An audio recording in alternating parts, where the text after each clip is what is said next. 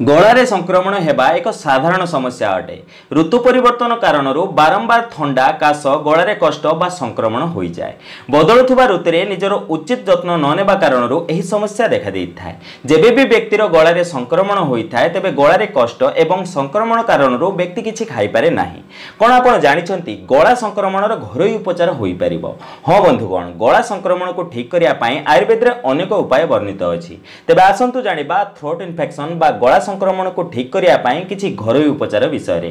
किंतु ता पूर्व मु आपण माने कहि कि जदि आपण माने जे हम चैनल को सब्सक्राइब करना आंती तबे तथिबा सब्सक्राइब बटन ऊपर क्लिक करि हम चैनल को सब्सक्राइब करनियंतु एवं पाखते नोटिफिकेशन बेल ऊपर निहाती क्लिक करंतु। या द्वारा हम जे नूतन वीडियो अपलोड करबो ता नोटिफिकेशन आपण माने प्रथम पाई परिबे एवं हम चैनल माध्यम रे बहु किछि शिखणीय जिंस आपण माने शिखिबा को पाइबे। प्रथमे जानिबा व्हाट इज थ्रोट इन्फेक्शन बा गला संक्रमण कोन अटे। गला संक्रमण उपर श्वासन तंत्र रे हेउतबा एक साधारण समस्या अटे। गला फुलिबा गला संक्रमणर लक्षण होइथाय। प्रदूषित खराब खाद्यपेय सेवन द्वारा एही रोग होई पारे। प्रदूषित वातावरण रे निश्वास नेबा द्वारा एवं भाइरस और बैक्टीरिया कारणरू गलारे संक्रमण होई पारे। आयुर्वेद रे रोग हेबार कारण वात पित्त एवं कफ असंतुलित हेबा कुहा जाइथाय। जेबे शरीर रे कफ एवं वात दूषित होई जाय तेबे गलारे संक्रमण भली समस्या होइथाय। गला संक्रमण जेते शीघ्र जना पड़िबो सेते शीघ्र एहार चिकित्सा होई परिबो। एबे जानिबा थ्रोट इन्फेक्शन सिम्पटम्स बा एहार लक्षण कोन अटे। गलारे कष्ट, गला कर्कश, ढोकिबारे कष्ट, टन्सिल रे फुला बा कष्ट, कथारे कर्कशता, ज्वर किंबा काश, गला बारंबार सुखिबा, मुंड बिंधा गला संक्रमणर किछि साधारण लक्षण होई पारे। एबे जानिबा थ्रोट इन्फेक्शन कजेस बा गला संक्रमण हेबार कारण कोन अटे। गलारे संक्रमण भाइरल एवं बैक्टीरियल कारणरू होई पारे।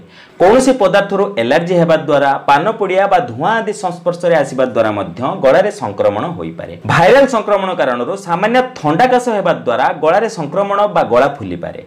फ्लू स्प्रेड करुवा भाइरस कारणरू मध्य एही संक्रमण होई पारे।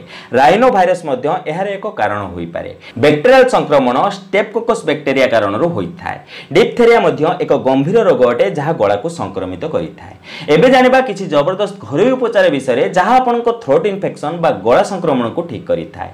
जस्टी मधु गला संक्रमण को ठीक करिया पई अमृत समान अटे।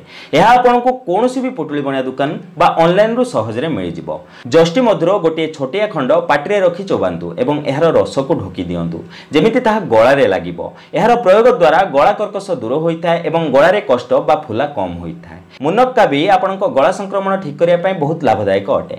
मुनक्का जहा कळा अंगूर को सुखई बना जाइथाय। एहाकु आपण मुनक्का बा कळा किसमिस कहि परिबे। एहा आपनको कोनोसी भी ग्रोसरी स्टोर, सुपरमार्केट बा ऑनलाइन रु सहज रे मिलि जिवो। सेथिबाई प्रतिदिन सकाळु 4 रु 5 टी मुनक्का चुबई खांतु। किंतु ध्यान रखिबे एहार सेवन परे तुरंत पानी सेवन करिवे नाही। एहार सेवन द्वारा गला संक्रमण रु तुरंत आराम मिलिथाय।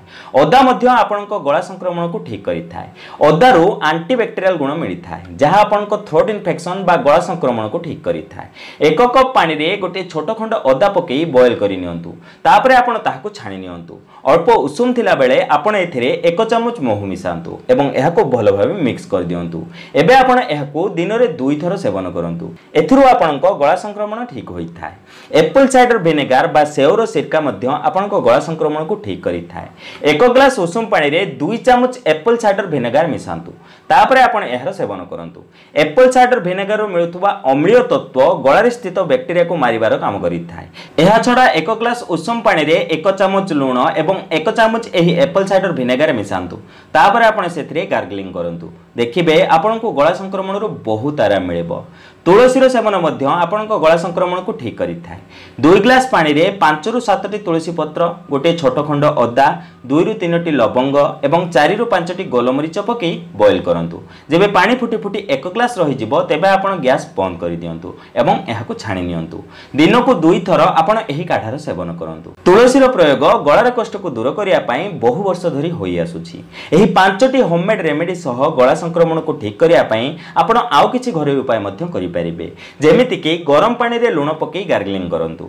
एहार प्रयोग द्वारा गला संक्रमण आराम मिलता है। यह छड़ा अधा ग्लास उषुम पानी रे फाळे लेंबू रस एवं 1 चामच महू मिसई सेवन करंतु। ग्रीन टी रो सेवन करंतु। एहार प्रयोग द्वारा गला संक्रमण आराम मिलता है। यह छड़ा गलारे संक्रमण हेबा द्वारा दिन को 2 ରୁ 3 थर पान मधुरी चोबई खांतु। शेष में 2टी पिस्ता बादाम रे 4 ରୁ 5टी गोलमरीच पकई बाटी दियंतु। तापरे आपण ताहार सेवन करंतु। एही सब रेमेडी रो प्रयोग द्वारा मध्य थ्रोट इन्फेक्शन बा गला संक्रमण बहुत आराम मिलता है। एबे जानिबा डाइट फॉर थ्रोट इन्फेक्शन बा प्रिकॉशंस फॉर थ्रोट इन्फेक्शन अर्थात गलारे संक्रमण हेबा द्वारा आपण को कोन खाइबा आवश्यक एवं कोन खाइबा कथा नुह। गला संक्रमण हेले नॉर्मल पानी बदल रे गरम पानी रो सेवन करंतु। ग्रीन टी रे अदा मिसई दिन को 2 थर पियंतु। संक्रमण ठु बंचिया पई जरूरी अटे आपण को खाद्य एवं पेय पदार्थ काहारी सहित शेयर करंतु नाही। एहा छडा तेलिया एवं चर्बीयुक्त खाद्यर सेवन करंतु नाही। ठंडा जिनिस जेमिति कि आइसक्रीम दही बरफ पानी रा आदो सेवन करंतु नाही। संक्रामक एवं प्रदूषित वातावरण को जानतु नाही एवं एमिति जगह पानी एवं भोजन रे सेवन करंतु नाही। प्रदूषण युक्त वातावरण को मास्क लगेई जानतु। संक्रमण ठु बंचिया पई भोजन पूर्व हाथ परिष्कार करी धुंतु। कासिबा एवं छिंकिबा परे बा टॉयलेट रु आसीबा परे हाथ को भलो भाबे धुंतु। तापरे सैनिटाइजर प्रयोग करंतु।